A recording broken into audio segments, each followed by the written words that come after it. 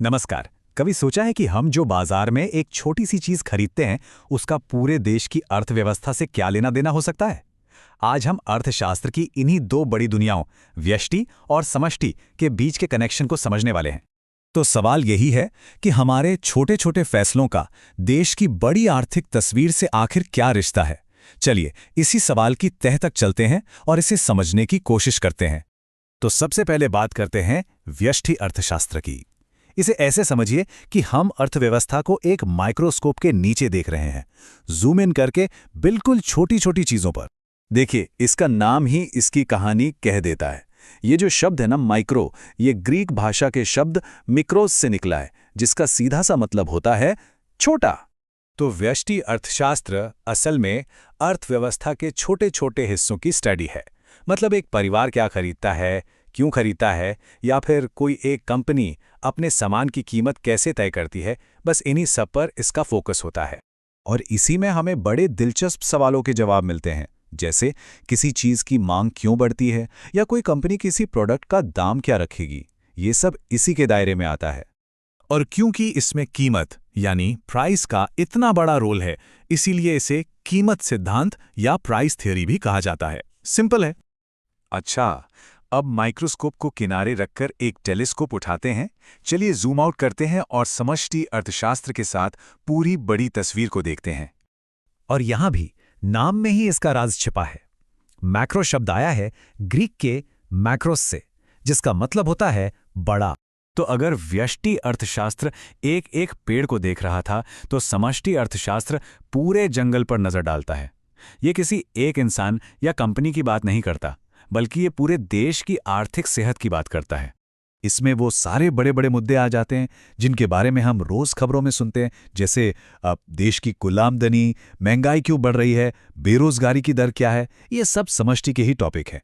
और क्योंकि इसका लेना देना पूरे देश की आय और रोजगार जैसे बड़े मसलों से है, इसलिए इसे आय और रोजगार का सिद्धांत भी कहते हैं।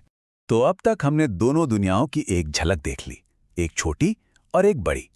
अब चलिए इन दोनों को आमने सामने रखकर समझते हैं कि इनमें असल में फर्क क्या है। ये टेबल देखिए, इससे सारी बातें एकदम साफ हो जाती हैं। व्यष्टि का फोकस व्यक्तिगत है, तो समष्टि का पूरी अर्थव्यवस्था पर। एक में मुख्य समस्या है कीमत तय करना, तो दूसरे में बेरोजगारी जैसी बड़ी समस्या। एक का नजरिया कह सकते हैं बॉटम अप है और दूसरे का टॉप डाउन। लेकिन यहां एक बहुत जरूरी बात याद रखनी है। ये दोनों दुनियाएं अलग थलग नहीं हैं, ये एक दूसरे से गहराई से जुड़ी हुई हैं। मिसाल के तौर पर, जब कोई एक बिस्कुट का पैकेट खरीदता है, ये एक व्यष्टि फैसला है। पर जब लाखों लोग ऐसा करते हैं और उस बिस्किट का दाम बढ़ जाता है, तो इसका असर देश की महंगाई दर पर पड़ता है, जो कि एक समष्टि मुद्दा है। यहां एक और मजेदार कॉन्सेप्ट है, बचत का विरोधाभास। अब देखिए, एक इंसान के लिए पैसा बचाना अच्छी बात है ना? लेकिन जरा सोचिए, अगर देश का हर इंसान सिर्फ बचत करने लगे और खर्च करना एकदम बंद कर दे, तो क्या होगा? कंपनियों का सामान बिकेगा ही नहीं, मांग गिर जाएगी और पूरी अर्थव्यवस्था ही मुश्किल में पड़ सकती है। और इन दो अलग अलग नजरियों के पीछे दो बड़े नाम हैं। एडम स्मिथ, जिन्हें अर्थशास्त्र का जनक भी कहा जाता है, उन्होंने व्यष्टि अर्थशास्त्र की नींव रखी। और फिर कई सालों बाद, जब दुनिया महामंदी से जूझ रही थी, तब जॉन मेनार्ड कीन्स ने समष्टि अर्थशास्त्र को एक नई पहचान दी। अच्छा, इस पूरी बातचीत को ठीक से समझने के लिए कुछ शब्द जान लेना जरूरी है। पहला है जीडीपी, यानी सकल घरेलू उत्पाद। आसान भाषा में कहें तो ये एक साल के अंदर किसी देश में बने सारे सामान और दी गई सेवाओं की कुल वैल्यू है।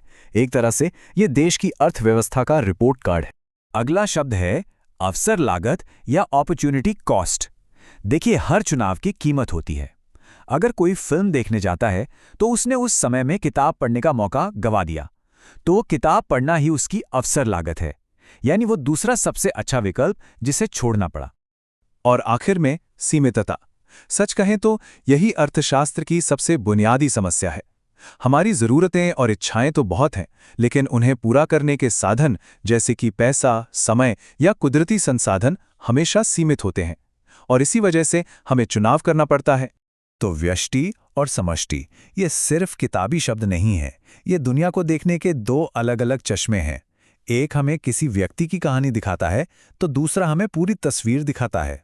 अब सवाल ये है, जब हम इन दोनों चश्मों का इस्तेमाल एक साथ करना सीख जाते हैं, तो क्या हम अपनी और देश की आर्थिक भलाई के लिए ज्यादा बेहतर फैसले नहीं ले सकते?